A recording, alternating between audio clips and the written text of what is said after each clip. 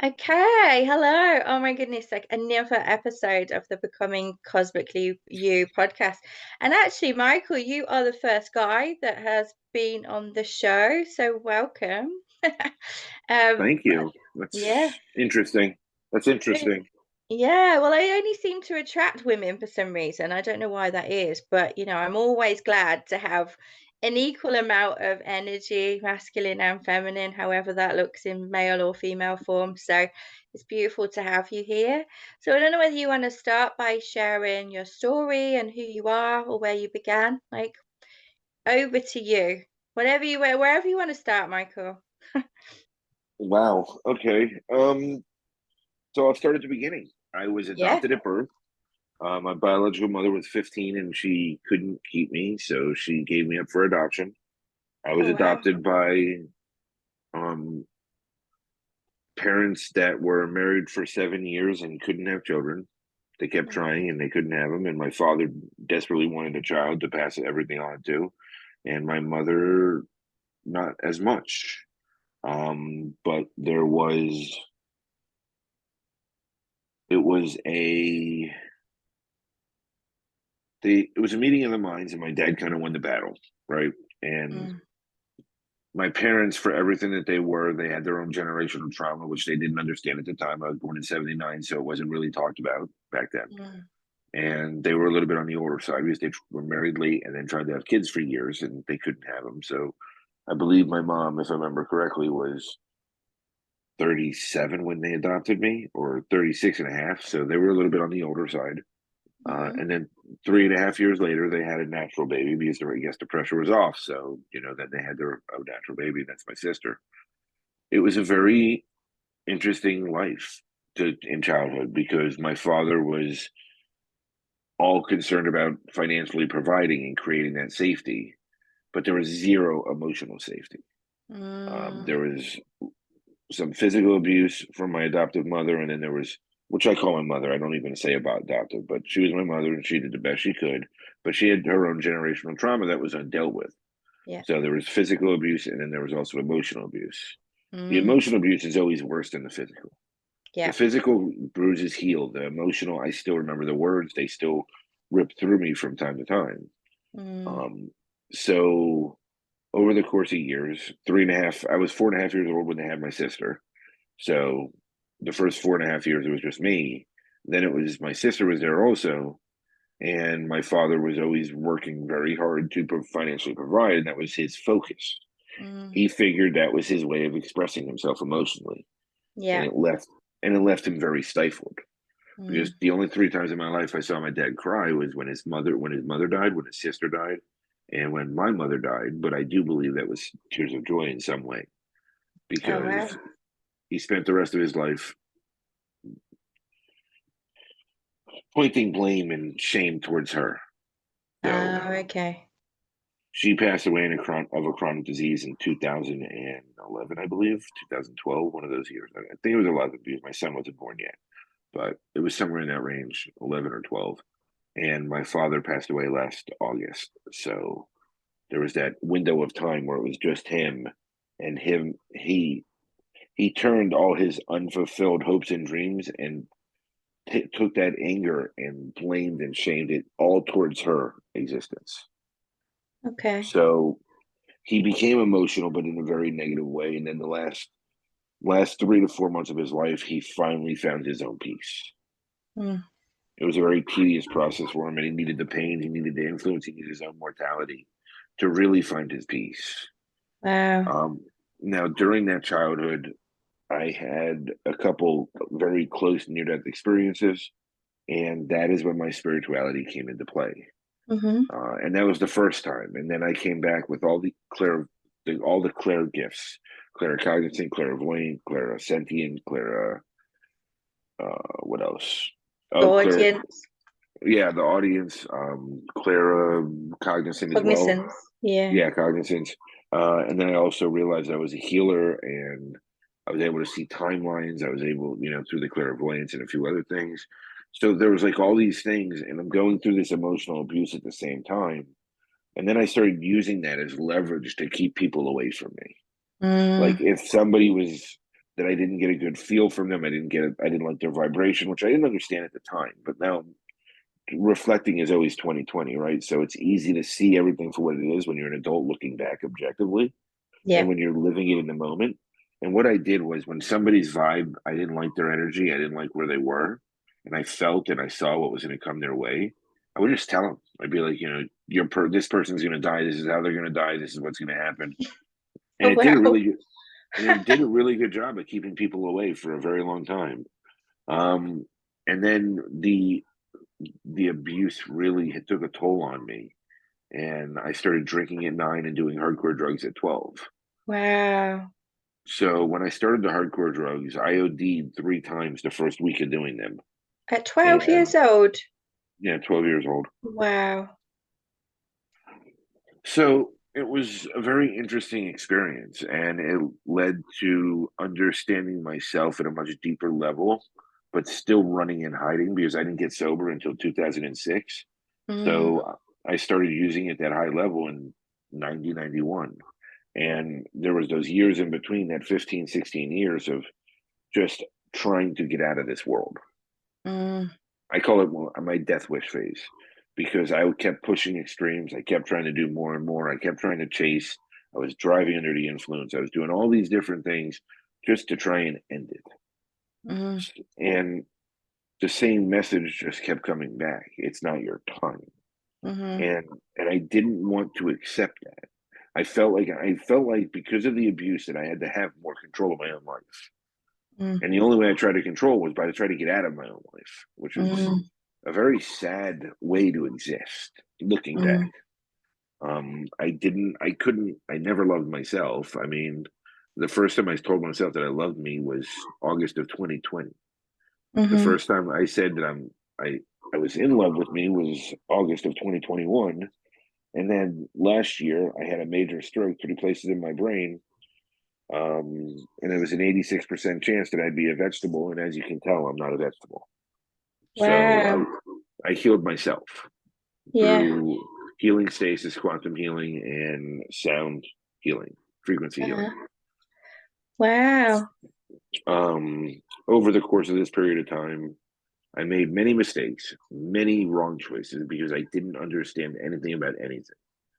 So when I got sober in 2006, I started healing that part of it, but I never really healed the emotions. Mm, So those emotions were stuck, and I was still living in patterns and behaviors, even being sober. I stayed sober. I've been sober ever since. So over 17 years, fantastic. But wow. I was miserable. I was absolutely still miserable. So I found other ways to hide by creating business, building business, working in business, trying to chase outside accolades. Mm, All these different escapisms, whatever it was, watching sports, being around sports, all these different things to try and avoid who I was meant to be. mm, No matter how many times I was told, no matter how many times I was shown, I wanted not to live into anything because how could I be anything more than my experience? mm, Right? I really own that label of being the traumatized, abused individual and living into victimhood. yeah. So I carried the victimhood like a badge of honor, and that is how I showed up in the world, is in that victim mentality. Mm. Um, so I That's got such a beautiful point. I just want to pause there, Michael, and just allow that point to come across again. Like that is such an important point because I think a lot of people in our society are wearing badges and labels, and often it's easier to hide behind that label of I was abused as a child, so that gives me the reason to behave in a certain way or have certain things or have excuses, right? But actually we are not our trauma, and we are not what our parents did to us or made us believe of ourselves. And I just wanted to reiterate that point because it's so important. And a lot of people that I'm speaking to, Michael, have, and including me, we have the same badges, if you like. It's almost mhm. like we put up our hands before we came into this life and said, yeah, I'll have that badge. That's me. So yes, such an important point. Thank you for sharing that. Yeah, carry on. Sorry, I just wanted to Um, no, I agree with you. What I've learned through this process over, especially the last 5 years, which I'll get into next, But what I've learned is really to release all labels, no matter what the label is. Mm, Just release them all and don't own them. It can be a facet of me because I'm multifaceted. We all are, but it's mm, never who I am. Who yeah. I am is my core. Who I am is my soul. Who I am is my energy. Who I am is there's so much more to all of us than the label, than the trauma, than the abuse, than the wins, the external accolades also. Because Mm, that's the same as abuse, just in a different direction. Because yeah. if you start receiving the external accolades, then you spend the rest of your life chasing them Yeah. because you're Yeah. trying to live and fulfill into that. So yeah, I talk with my hands a lot. So we'll just go from there. Um, I think it's watching all those Italian movies when I was a kid. But Love it. Do whatever you want. It's a free for so all here, honestly. Yeah, that's so important as well. I love that point that you made about the external accolades because, in our industry, I don't really relate to being a coach, although I call myself a coach because it's just kind of easier to relate in the 3D world, right, to other people, other humans. But I see it in our niche, especially within women, there's a lot of wounding that goes on where women, and I don't know if you see it with men, Michael, but they're all chasing like big mhm, crazy money goals. I remember seeing lots of posts in some of the Facebook groups are hanging, and they kind of make me want to puke in my mouth. They're like, we're chasing to be a billionaire. And I'm mhm, like, why the fuck are you doing that? Like, is that making you happy? Will that right. make you happy when you get there? Do you know that for sure? Like, I don't Chase happiness, understand. chase happiness and fulfillment. Your life will change drastically. Chase Yeah, fulfillment because I don't yeah, think happiness is a permanent state. I believe that you can be in a state of peace yeah, and you can process the lower realms and then live into the higher ones. But I yeah, don't think happiness is a permanent state. I also don't think chasing anything is the way we should live. yeah, We need to move into the law of vibration and stand into our soul's purpose and allow everything that's meant for us to be attractive to us. yeah, But that's not the way absolutely. that universal laws are explained, and that's not the way that they explain manifestation because they want people to pay, spend money. Yeah. I mean, I always say, like, take everything you read online with a pinch of salt, and most of it's complete bullshit, right? I mean, I started back watching The Secret over 10 years ago, and I really loved that back then because it was like my way in of exploring this world and Mm-hmm. learning about it and kind of being curious about it and finding a home. But now I say to people, like, there's so much more to what they Mm-hmm. tell you. And there's so many layers, and it's not just all about love and light and happiness. You have to be able to, like you say, embody everything that you are. And you'll never get to the end of that journey because, like you said, you were just multifaceted. I like to always say that I am multidimensional, and that's how I Yeah, I describe say myself. both. I say both. I say I'm multifaceted, multidimensional, spiritual being having a human experience, right? Yeah. Because that describes all the layers for no matter where somebody is at in their world. And I don't use any of the other labels. I don't use that I'm a CEO, that I'm this. I don't like the word coach, even though I do, like you, use the word coach. I like Mm, guide better. I always say I'm a business coach and a spiritual and a life guide. yeah. Like to me, because I feel like there's a very big difference between coaching and guiding. Yeah. Guiding is side by side, not pretending to be an authority figure, because as you know, when we're working with people, we're not really an authority figure in their life. We are Mm, just a way out of infinite possibilities. yeah. So we guide people based on our experience and our wisdom, but it doesn't mean that we are an authority figure over them. There is no hierarchy. Mm, Hierarchy is this human control mechanism that they created to really manipulate populations. And so the next part of my story is I meet my ex-wife, and it's not who I wanted to be with, but it was convenience for both of us. Neither of us mm, wanted to be with each other, and we both settled. And I got her pregnant, and then I said, "Well, if you're pregnant, I might as well get married to you," and that's what we did. We got married because she was mhm. pregnant. Um, and many things happened, and that was 2010 when we got married. My oldest was born in 2010, or no, we got married in 2009. Then my oldest was born in 2010. Then I had one in 2012. Then I had one in 2017. So I have a 13, an 11, and a 6-year-old right now. Oh, wow. Um, During this time, I kept abandoning myself, abusing myself, self-sabotaging myself in every way possible. And there were some issues. She had some reactions to stuff, and she had like almost a quasi nervous mental breakdown in 2016. Mm. And she kept going back into the hospital to try and get it regulated. And in that process, we ended up losing everything we had because child services got involved. I had to stay home with the kids. I had to quit my jobs. There was no money coming in, so we lost everything. Um, I got a job offer in the state of New York. We were living in South Florida at the time because that's where I was born and raised. I got a job offer in New York, so I moved up to New York. She took the kids. She was at this time. She was pregnant with my youngest, and the only reason that she's not in this video is because she's sleeping, which is why I liked it. The fact that it was at 5 a.m. my time. Because she's out cold, which is a win because then I can focus. Mm-hmm. Um, and so she was pregnant. She went out in January of 17. She went out to Arkansas to go live with mutual friends of ours because it was a safe space for her to go, me to go focus on working, getting our feet back on the ground. I knew that they would support her if she had more mental breakdowns or any of those things coming. And it was a safe place for her to go have our third child. I went to New York to go work. And then when the child was about to be born, I went to Arkansas for the birth. I went out there to find that in her pregnancy, she was really mentally stabilized in many ways. Whatever those hormones were, they stabilized her, the pregnancy hormones. So after the baby was born, I ended up getting into a fight with my boss in New York. We had this huge blowout because he kept calling me while I was in the delivery room, and he wouldn't stop calling until I got on the phone. So I quit the job right there on the spot, and I told him to go shove it. I didn't want to deal with it. Mm-hmm. So I ended up staying in Arkansas, and I started getting extremely depressed because I wasn't being true to myself. I couldn't be true to anyone around me. I felt like I was abandoning myself in every way, shape, and form. Physically, health wise, I got to the worst that I think I ever was in my life because I was just miserable. I was so miserable. I was very suffocated and stifled. The woman that was the wife of the husband of the house that my ex-wife was staying at and that I was staying at, my kids were staying at, had a lot of unhealed trauma. So it was very triggering to me. And it Mm-hmm. was the beginning of the trauma against my children. Mm-hmm. So I had a friend reach out to me and we talked, and she's like a second mother to me. And she's like, "You really sound bad." I'm like, "I feel worse than I sound." Mm-hmm.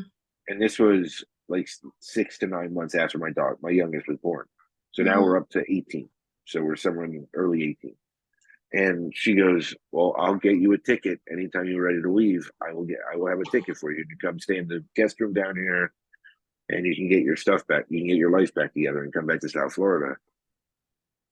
I got so fed up by Father's Day of 2018, which was the same month that my youngest turned 1 year old, that I said, "I'm done. I can't live like this stifled world anymore to where I am suffocating myself. Spiritually, I feel more disconnected than I've ever felt in my life. Emotionally, I felt tortured. Mentally, I just wanted to give up. But knowing my track record of not being able to get out of this lifetime, no matter how many times I tried in many different ways, Mm-hmm. I knew that that wasn't an option. So I took my friend up on the ticket and I left. Wow. So before I left my ex-wife and my kids, I had a very long talk with my ex-wife, and I said, "I know the first thing you're going to do is meet somebody online and then run, and then Mm-hmm. the kids are going to get hurt." And I said, "I can't tell you not to do what you need to do for your own journey, which is take the kids and run. But what I can ask is that you at least allow me to continue communication with my children, and we will work out a civil divorce, and I'll get you money, and we'll do all these different things, and then we'll work out 50-50 custody and all these things." And she agreed. Mm-hmm. What I didn't realize is the pregnancy hormones were 100% out of her body and that she was nuts already. She was meeting a guy that she met online before I even got on the plane. Yeah. And when I got on the plane, all three of my kids were bawling their brains out because they had to drop me off at the airport. They've never been anywhere without me. I was their safety in life. And she went straight to go meet the guy. So that was the first time my kids met the guy, the same day that I got on the airplane. Within 3 weeks, she moved my kids 5 hours across the state in with the guy after knowing him for 3 weeks, Oh, three or wow. 4 weeks. I had no access to my kids for 5, 6 months because I didn't know where they were.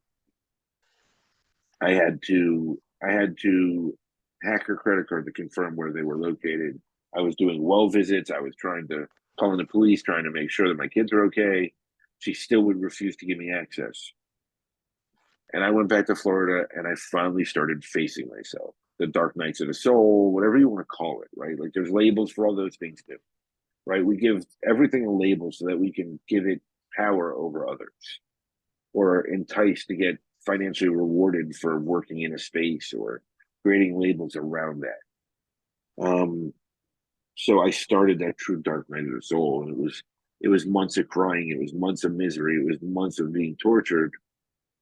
Um, After being in Florida for a year and having semi contact with my kids and having some well visits, like at least knowing where they were located, I didn't know at the time, but she told the school system that I died.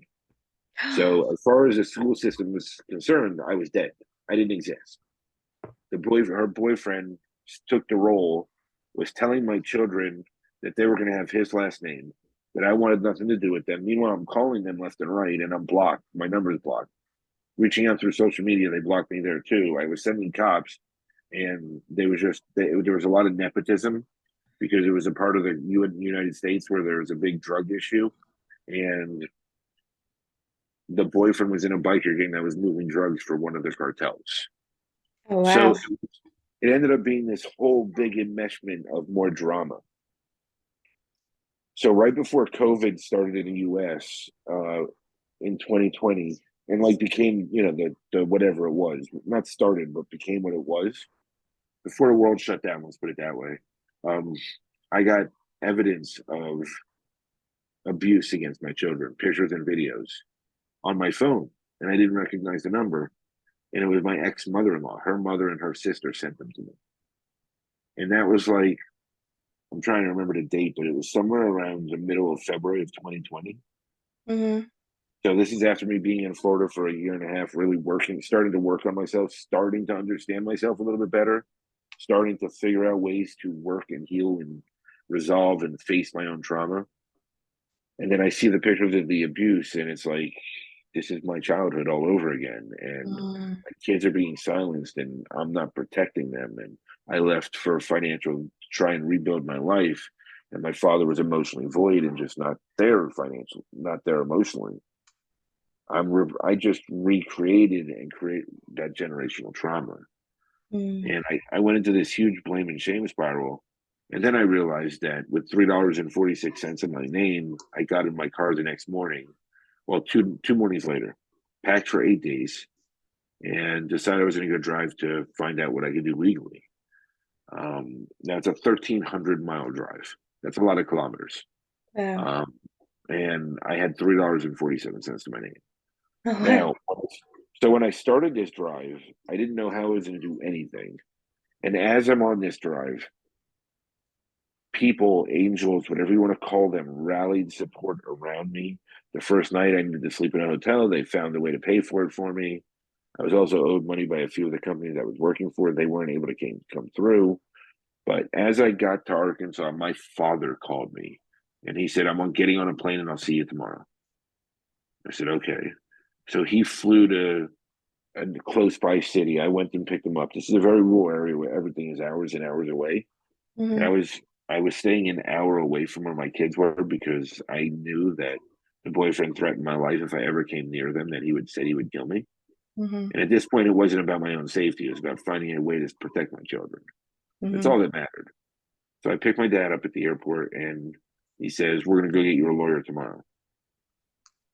Now, I didn't find out till after this was done. Like, after 2 years of fighting for my kids, 2 years getting custody, moving up to Pennsylvania, starting my new life with my children, which was more trauma and drama. But I didn't realize this till after. But he said to me, he said, "You're doing what I could never do, so I am going to help you get it done. Oh, wow. This is how I can pay you back." And he paid for the lawyer. He got me a hotel because they filed paperwork, and then 11 days later, they finally gave me emergency custody of my kids in March 6th of 2020. Um, and within a week, the world shut down. Hmm. But keep in mind, I'm already there 2 weeks and I get packed for 8 days. So 19 months later, I finally was awarded full custody. So I was stranded all of COVID. in a rural area, completely opposite of anything I've ever lived in, away from anyone I ever knew, and raising three kids by myself that are just coming out of this abuse. Mm, So during that 19 months, I was working with coaches, I was working with guides, I worked with shamans, I worked with priests, I worked with rabbis, anyone I could find online to work with, to build connection and to heal. mm, And as I started healing my trauma, my gifts, my abilities, my everything started leveling up. mhm, Because when you start clearing that channel, you become a clear channel. mhm, And then, that's where I learned to really, truly love the Shrek statement, we're all an onion, it's a layer at a time. And it makes perfect sense now. But mhm, at the time, I thought, hey, I can rip the bandit off. I can go heal. It's going to be easy. I'm going to do. That was the most excruciating feeling. I went literally 6 months of crying every single day for hours and mm, journaling every single day for hours. And what I did was I went through audiobook after audiobook because I'm audiological and I never knew that. Makes sense because I'm clairaudient, but I didn't realize that as a youth. So, and always made learning very difficult for me. But then when I found audiobooks, I was able to digest them so quickly and mhm, absorb the information so seamlessly. I went through in that 19 months, I must have went through 60 to 70 books. mhm, My Audible library is amazing. I love it. It's beautiful. It's like my whole healing journey. Like I can go look at my Audible and say, "Holy moly, I remember every step of the way I did it." And mhm, that's when I started creating coaching programs and guiding people through their steps and leaning into my intuition and knowing what book can trigger what reaction within you. So it mhm, was a step by step approach. And I coach and I guide, whatever you want to call it, based on my own personal experience. mhm, Whether it's the trauma, whether it's I was a millionaire 3 times and homeless 5 times and made it all, lost it all, whether it was settling for the wrong partner, not only her fault, my fault also. It was both of our faults. I own that. I'm accountable for that today. Not mhm, having a relationship with my father for most of my life because I couldn't heal that trauma. But the last 3 months of his life, we became the best relationship I could ever imagine. It's unfortunate that it usually waits to the end like that, mhm, unfortunately. But I'm so blessed that my children got to witness human death in a very healthy way mhm, because most people hide their kids from those things. And for me, giving my children the opportunity to witness death in a healthier understanding of it, because they all have their own spiritual gifts as well. mhm, I've learned through this process is to allow them to fully embrace themselves. It's mhm, not about what I want for them. Like my kids are, like they look at me, even my 6-year-old, Dad, you're off today, go journal. Dad, you're off today, go meditate. Dad, you're off today. You know, like if a 6-year-old coming out of trauma is saying that, then I did something right. mm, And she, like my son has seen me levitate while meditating. He freaked out the first time, but then he was like, this is pretty cool. He's like, how can I do this? And I said, lots of practice, lots of patience, and zero understanding because you've got to learn that you know absolutely nothing. mm, And the deeper you go, the less you truly know. And mhm, you have to truly be invested in understanding yourself. mhm, Like I call spirituality, it's the journey of self-understanding. mhm, Because every layer you go, it's deeper and deeper. And it's infinite because we're tapped into infinite. We're tied to infinite. We are a piece of source, which is what I call my higher power. But the higher power doesn't care what we call it. It's unconditional. It's agape love. It doesn't care what we call it. It just wants us to honor our direct connection to it. mhm, Because that is what is the most important thing is to honor ourselves living the experience that it asks us to live. mhm, Because we all have choices. We all have a point. We all have a reason for being here. And we're all here so that we and source can experience physical living. mhm. Because without a human experience, the physical living part is very difficult, or at least in this form. Oh, yeah. I think a lot of people here are, well, struggling with the 3D. I think there are certain external resources and stuff that kind of just lead you to dealing with the metaphysical stuff. But I love how you said about the 3D because it's so important.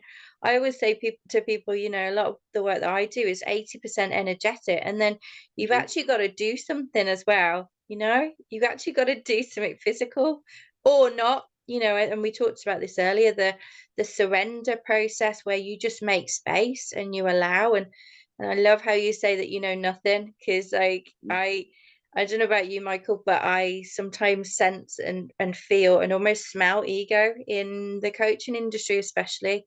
And people want to put themselves on pedestals. And whenever anyone does that to me, I'm like, no, don't you dare do that to Hmm. me. Like, I am not your guru. Like, I do not, I'm here as your side mirror.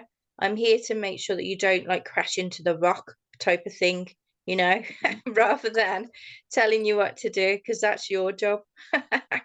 So I love how you came those points that synchronize with what we do as well. That's really beautiful. And how are your children now? Like your 6-year-old just sounds amazing. Is it a he or a she? Sorry, I couldn't quite. So I have a 13 and 11 and a 6-year-old. It's girl, boy, girl. Oh, okay. And they are all uniquely on their own healing journey. They all have their struggles. They all have their victories. They all have. I am treating them like I would like a client or anybody, Mm, any other human being, mm, because it's a partnership in allowing them to heal at their own pace. And it's mm, very torturous as a parent to watch it, and mm. it's very challenging at times not to dip into that humanistic way of blaming and shaming myself, Yeah. right? Because I knew what was going to happen, but I knew I had to leave to be able to come back and be there. So it Mm-hmm. was, the problem with being clairvoyant and claircognizant and being all these different clairs and then loving eclairs on top of it. Like the whole problem with the clairs is we start blaming, shaming, and really torturing ourselves for not Mm, listening to it when something bad happens. mm-hmm. And we also hold judgment whether something is bad or good, which I don't even believe in Mm, anymore, right? Because it's all part of the experience. mm, Something is uncomfortable or comfortable. Something is discomfort or comfort. mm, This bad or good thing, this right or wrong thing is so much level. It's just judgment on different levels. And we mm, allow that to consume us and control us and manipulate us, which is why I've done a really good job of removing almost all labels from my life. mm, And I worked with a bunch of shamans. I got ordained by two of them. I know all these shamanic practices. I worked with a psychotherapist, and he taught me different ways too. And he was actually a shaman and a psychotherapist. So it was very interesting mm, because I guess really psychotherapy is shamanism, but science backed because they mm, know absolutely nothing about the brain. They know such a small percentage about the brain, but they have to say they do so that they can be a scientist, mm, neurologists, and all these other things. They really don't. If you really research and look into it, they have almost no understanding of how the brain works. And mm, that's because it's tied into infinite capacity. It's tied into limitlessness. And I always say the only limits that we have are the ones that we create for ourselves. mm. It's it's a very interesting process, and it's one of the things that I taught myself during this process was to unconditionally love myself again. Because when we come into this planet, we unconditionally love ourselves. And then life happens and chips away at it. And it's not supported in this world because the world is very conditional in so many ways. Mm. So through experience, we get these little pieces taken away from us. And I always tell people it's time to return to unconditional self love. Because Mm, it's not about me. If you can take those steps back to moving into unconditional self love, you're naturally going to treat the world around you better. mhm, But it takes a lot of self forgiveness, a lot of self awareness, a lot of self understanding, and it takes growing through the pain, not avoiding it, not bypassing it, not spiritually bypassing it, not physically bypassing it. It's aligning all layers, mind, body, and soul. So, when I look at the mind, I know I'm going off on tangents. So if I'm going off on too many, just tell you're me. not. Don't worry. I'm following. I'm just listening. So when I look at the mind, I call the mind our ego. That is what Mm, I envision as our ego. You can't remove the ego because we lose our identification of who we really are. But you need to keep the ego balanced with your spirituality and your direct connection. It needs to be alchemized so that you're in this space of everyone is equal, everyone is amazing, but you need to put yourself first or you can't show up as who you're meant to be. mm, So you don't harm anyone else, you don't hurt anyone else, but you live within yourself, but you always put yourself first. My kids even know I come first. Because Mm, if I'm not taking care of myself, then I can't take care of them. mm, And that's just the truth. And we learned mm, that from my stroke last year. So it's like, my 6-year-old cried for months, not knowing why, but she was scared that I wasn't going to be here. mm, So it's just this process of understanding and learning and being patient. But the stroke was the greatest gift I could ever imagine. It was the largest download I've ever received. It gave me freedom of any and all attachments.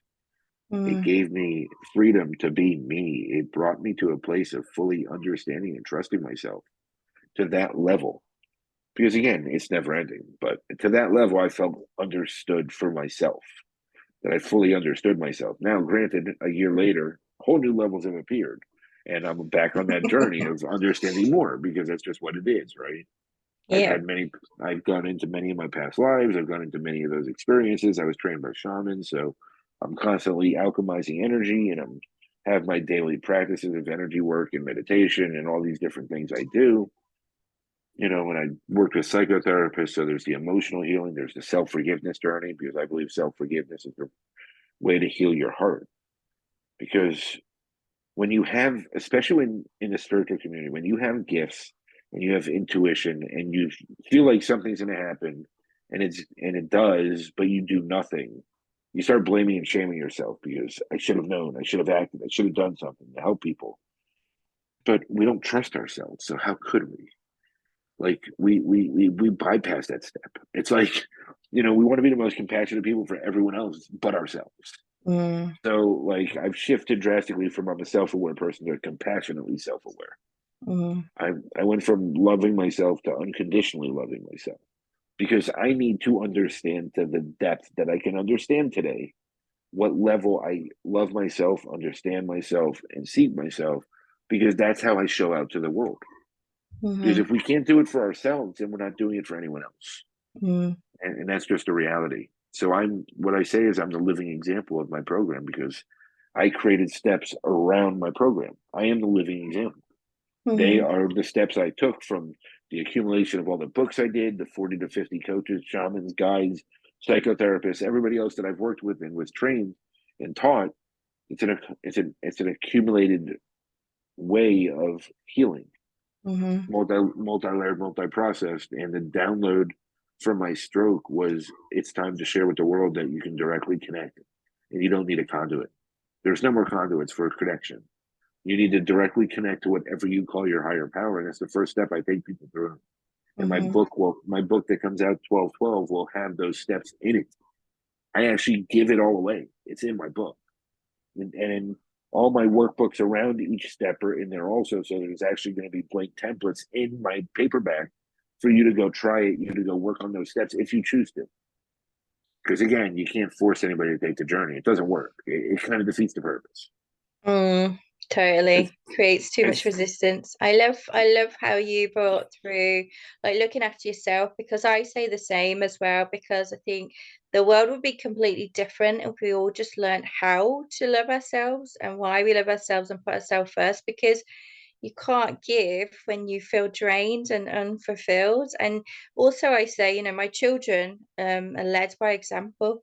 You can't tell your children to put themselves first if you're not, and they do as what they follow you in what you do, not what you say. They're very observant children, aren't they? And they if there's anything that I need to work on, it'll be mirrored either through my child's behavior or through their words, because they will call me out on my own bullshit, which is so it's so brilliant when they do. I'm like, I've got a 6-year-old as well, and she will literally call anybody out on their bullshit, even if she doesn't know them.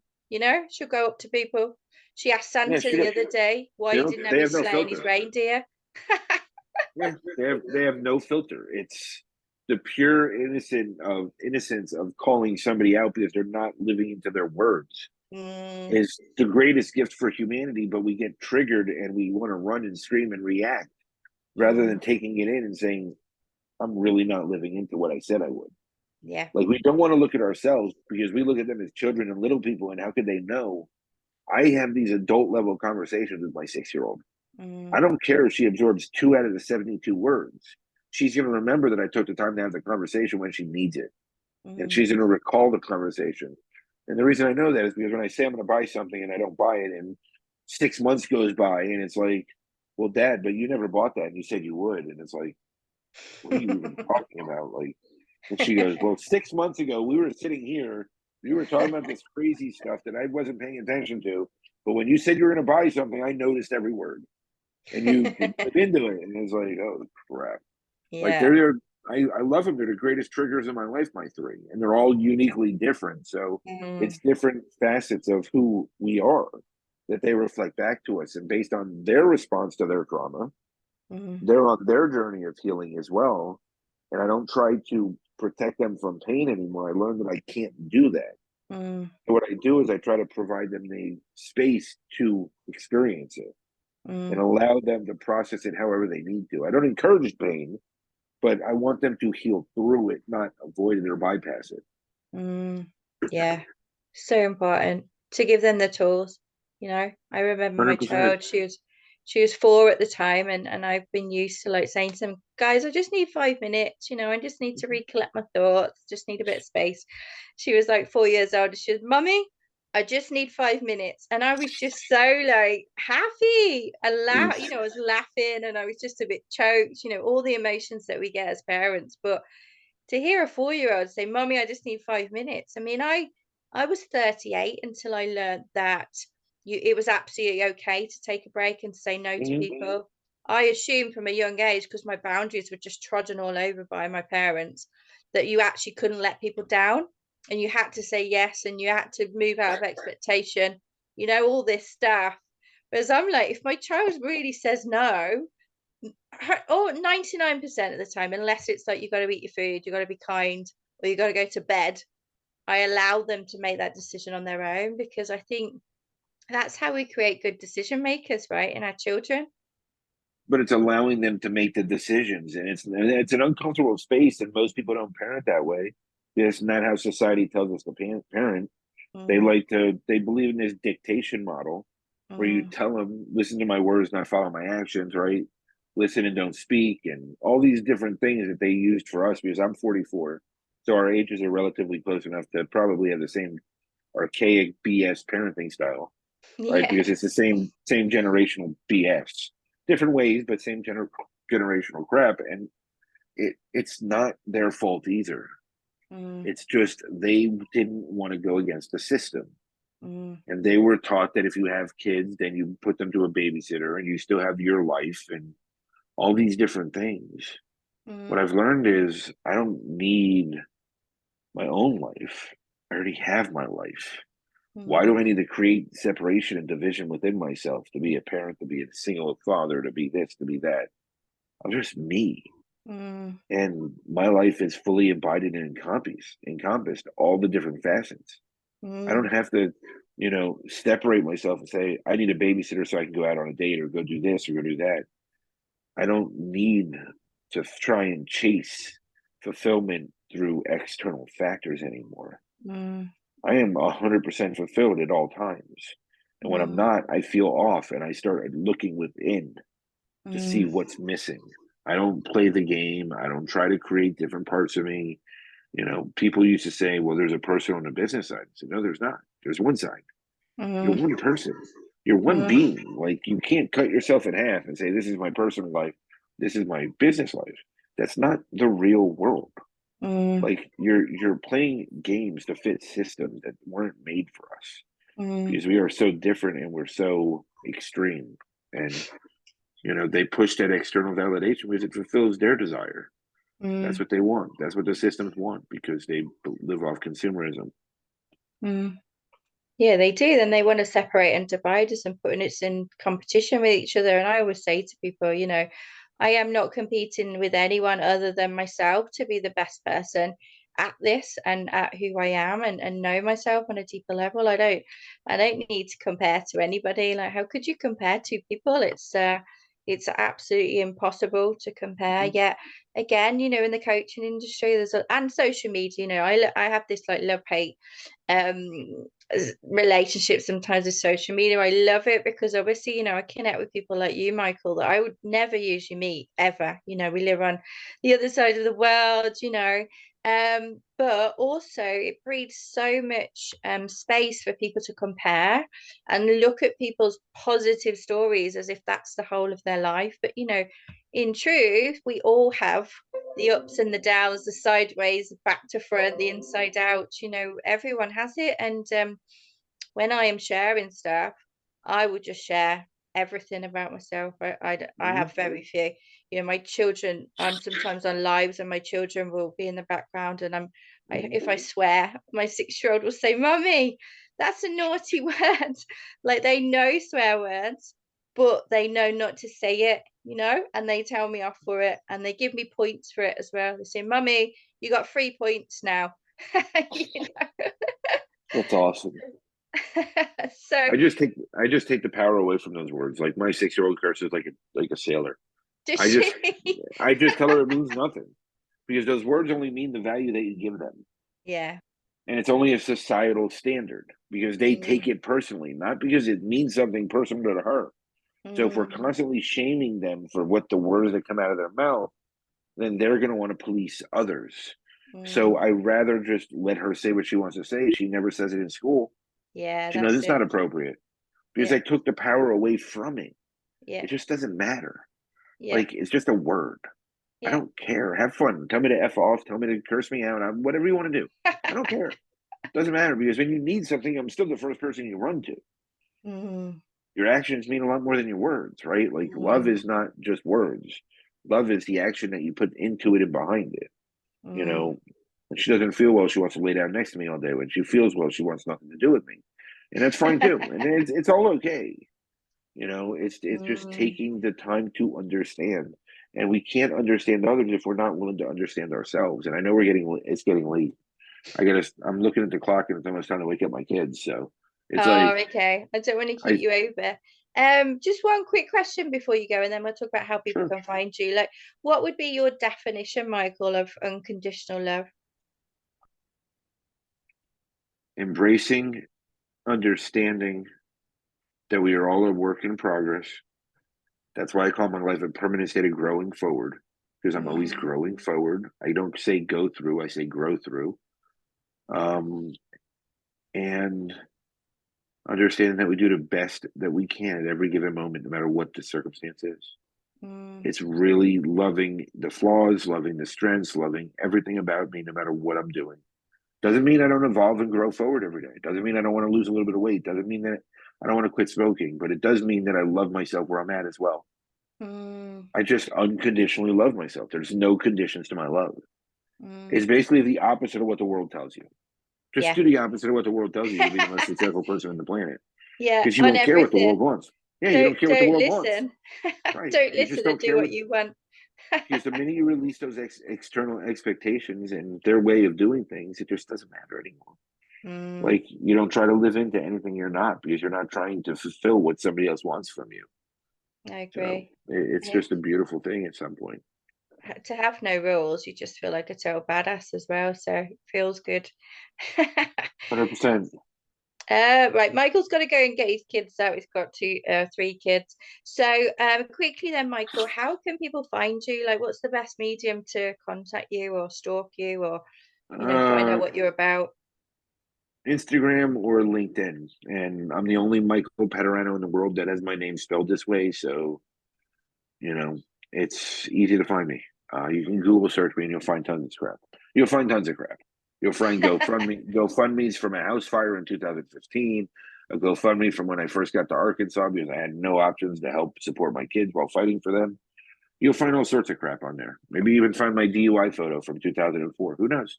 I actually had hair then, so it might be interesting to look at. If you could find it, send me a copy. Because it was hysterical. I look like a nut job. But yeah, I mean, I'm easy to find. I don't hide. Everything is for the world to see. I'm transparent because then I have nothing to hide. Mm, Because if I don't hide from the world, then I don't hide from myself, and I can just be honest on my journey. And that's all mm, I care about. I don't care what anyone thinks of me. It doesn't matter to me. My book comes out 12/12. There'll be links for that all over the place if you want to learn what I really went through and how I healed through it and grew from it. And that's it. Like, I'm just here. I'm here to be a living example of my way of life. That's Mm. all I am. I love that. Thank you so much, Michael. So we're going to let you go because obviously I'm a parent as well. I know how much organization and chaos that brings to your life at times. Um, I'm going to let you go and just thank you so much. So what we'll do where everyone is, we will share your links where people can Mhm. find you just to make it super easy. We'll share a link for your book as well where people can go and read more about it and buy if they want to. And thank you so much for being with us today. It's been amazing meeting you. And thank you for being the first guy. I really hope now that it will kind of open the floodgate to bring more men in because I really want like a real balanced view because it's really important to me to get all stories from everybody. That's what this platform is here for anyone. So thank you so much, Michael, again, and we'll speak to you soon. Thank you very much. I'm honored. I really am. I appreciate it. So thank you. It was awesome. Cool.